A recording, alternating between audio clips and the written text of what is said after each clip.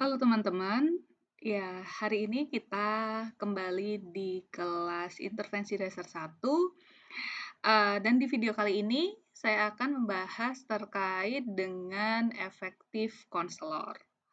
Nah, jadi sebelum kita berlanjut untuk memahami keterampilan-keterampilan konseling yang perlu kita miliki, nah kita perlu bahas dulu ya terkait dengan, seperti apa nantinya konselor yang efektif, gitu ya.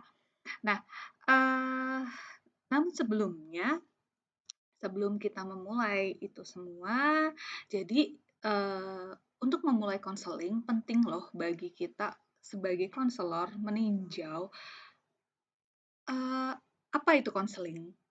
Nah, bagaimana hubungan dalam konseling dan nilai-nilai pribadi dan dampaknya dalam proses konseling. Hal ini penting banget untuk dilakukan sebelum kita memulai dan melanjutkan perjalanan nih menjadi konselor yang efektif. Nah, maksudnya gimana sih? Jadi di sini kita perlu mengingat kembali, konseling itu apa sih? Nah, di dalam konseling itu sendiri hubungan yang seperti apa sih yang terbangun? Nah, kemudian selain itu bagaimana nilai-nilai yang kita miliki di dalam diri kita yang nantinya ini dapat berdampak dalam proses konseling. Nah, jadi kita juga berproses ya, sebelum kita membantu orang lain. Kita perlu sekali memahami bagaimana nilai-nilai pribadi kita. Nah, yang pertama tadi ya, terkait dengan seperti apa itu konseling. Nah, konseling itu merupakan suatu cara untuk membantu orang. Jelas ya di sini ya, kita semua paham ya bahwa dalam proses konseling itu kita membantu orang lain gitu. Nah, di dalam proses ini, terjadi atau ini tuh kita tuh, melakukan suatu aktivitas gitu ya. Aktivitas itu membutuhkan suatu keterampilan-keterampilan pada diri kita. Nah, ada keterampilan verbal, nonverbal, keterampilan menjalin hubungan, yang mana ini tujuannya adalah memfasilitasi hubungan, di mana itu, akan terjadi perubahan. Jadi memfasilitasi perubahan hubungan ini akan memfasilitasi perubahan yang ada pada diri klien atau orang yang mencari bantuan. Nah, sehingga orang tersebut nantinya menjadi terbantu dan menjadi lebih baik. Serta mereka ini dapat menemukan cara baru untuk berpikir dan berperilaku. Nah, jadi di sini, konseling yang efektif adalah ketika klien atau orang yang mencari bantuan itu dapat mencapai suatu perubahan, gitu. Sehingga mereka ini ada perubahan atau menemukan cara baru di dalam berpikir dan berperilaku. Jadi nggak hanya membuat mereka merasa lebih baik atau, semuanya akan kita bantu semuanya gitu ya, tapi mereka sendiri ini tercapai perubahan di dalam diri mereka, gitu. Nah, eee, sebelumnya mungkin kita juga bisa meninjau gitu ya, eee, kira-kira kenapa sih orang datang konseling, gitu. Eee, Tentunya pasti kita kepikirannya adalah ya orangnya mencari bantuan gitu kan. Nah, jadi kenapa mereka mencari bantuan? Orang yang menemui konselor itu tentu saja karena mereka mengalami suatu permasalahan dan merasa tidak dapat menyelesaikan masalahnya sendiri tanpa bantuan orang lain.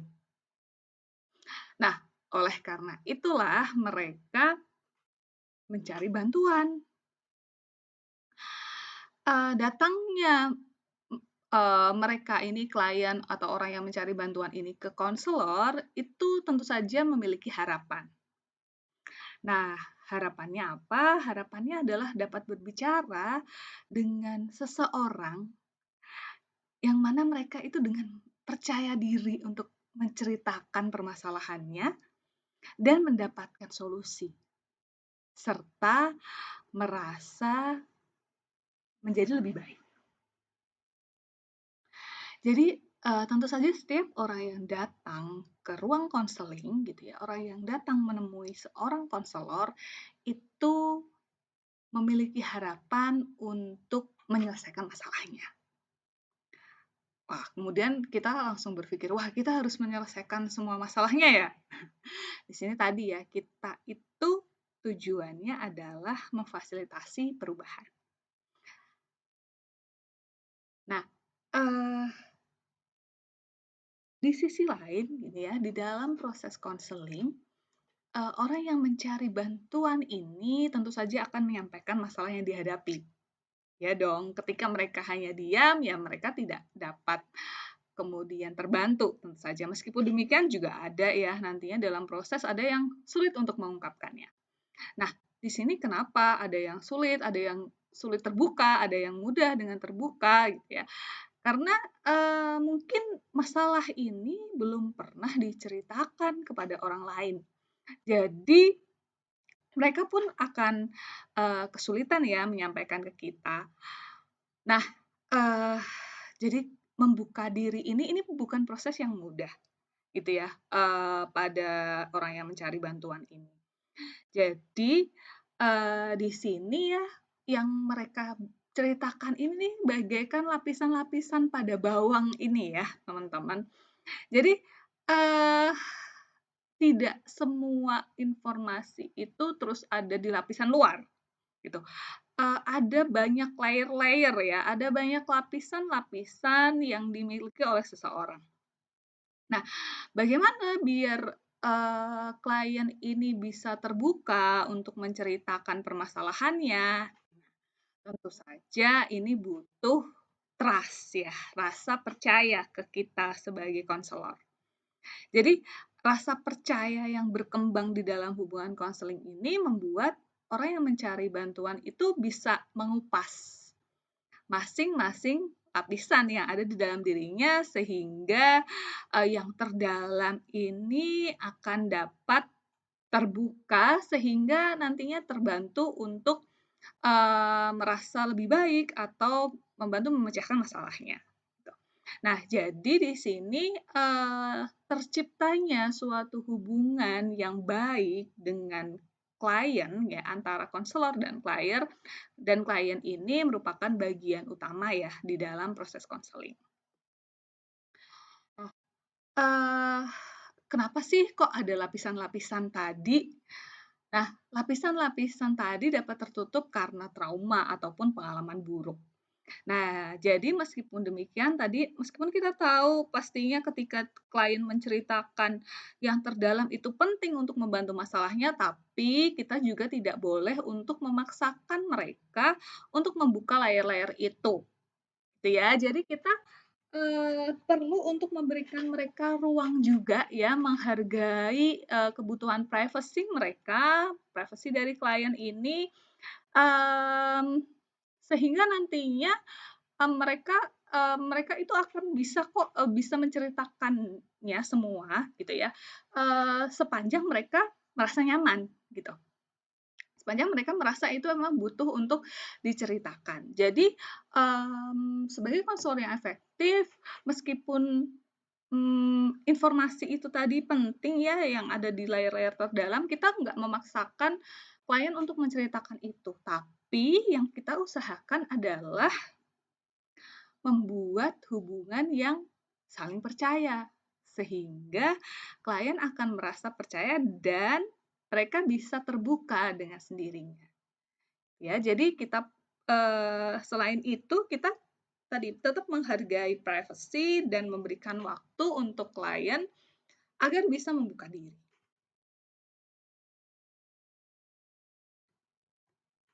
Nah, selanjutnya terkait dengan tujuan konseling. Lalu apa sih, yang menjadi tujuan kita nih dalam melakukan proses konseling sebagai konselor? Di sini tidak hanya membuat orang merasa lebih baik ya, teman-teman. Jadi, tugas konselor nggak cuma ngepuk-puk aja ya, sehingga mereka merasa lebih baik, itu juga. Tapi tidak hanya itu gitu ya, tapi juga membantu orang untuk berubah.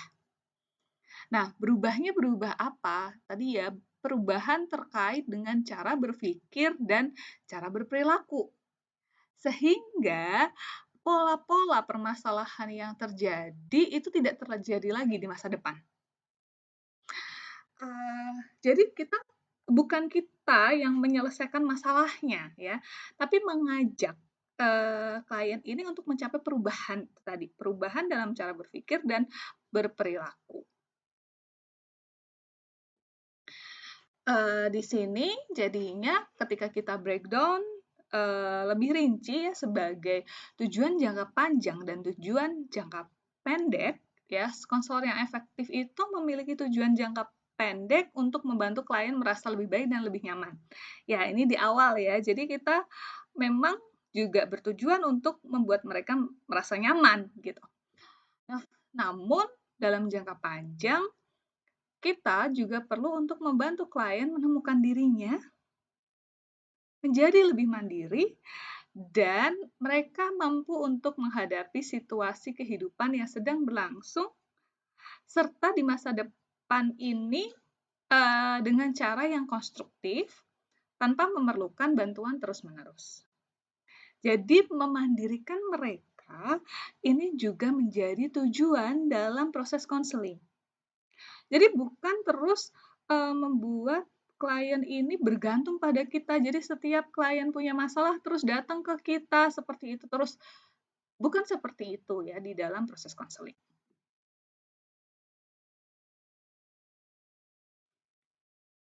Nah, di dalam proses konseling itu, harapannya nih dapat membuat klien merasa percaya diri untuk mengambil keputusan sendiri.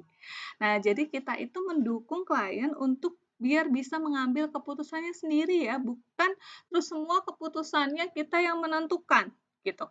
Nah, ini jadinya kita nggak memandirikan klien, tujuan jangka panjang tadi tidak akan bisa tercapai. Nah, terakhir, dalam proses konseling, penting sekali untuk mengawali dengan adanya kontrak, ya. Kontrak konseling ini merupakan kesepakatan mengenai masalah-masalah terkait kerahasiaan, tujuan umum dan khusus, proses konseling, metode konseling yang akan digunakan, dan masalah yang akan dibahas. Jadi, sejak awal kita perlu memiliki kesepakatan bersama dengan klien. Nah, kontrak ini di dalamnya juga bisa berisi terkait dengan jumlah sesi, lamanya sesi, serta jarak setiap sesi. Nah, kurang lebih demikian untuk materi terkait dengan efektif konselor.